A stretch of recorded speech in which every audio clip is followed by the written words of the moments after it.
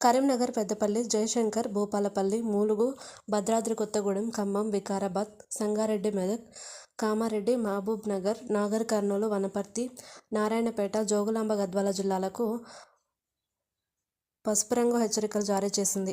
హైదరాబాద్లోనూ తేలికపాటి వర్షాలు పడే అవకాశం ఉంది. ఇక రాష్ట్రంలో శుక్రవారం పలు జిల్లాల్లో భారీ వర్షాలు కురిశాయి. జగిత్యాల జిల్లా బిర్పూర్ మండలం కొల్లాయిలో అత్యధికంగా 6 సెంటీమీటర్ల వర్షపాతం నమోదైంది. జయశంకర్, భూపాలపల్లి జిల్లా రేణిగుంటలో 3.6, రాయికల్ మండలం అల్లిపూర్లో 3.1, హన్మకొండ జిల్లా నడికుడిలో 2.6, ములుగు జిల్లా వాజేడు మండలం ధర్మవరంలో 2.2 సెంటీమీటర్ల వర్షం కురిసింది. రంగారెడ్డి, మంచిర్యాల, కరీంనగర్, కామారెడ్డి, మేడ్చల్, మల్కాజ్గిరి, వరంగల్, ఖమ్మం, మహబూబాబాద్ జిల్లాలోనూ చిరుజల్లులు పడ్డాయి. మరోవైపు జూలై 4 నాటికి బంగాళాఖాతంలో మరో అల్పపీడనం ఏర్పడే సూచనలు ఉన్నాయని వాతావరణ శాఖ నిపుణులు అంచనా వేస్తున్నారు.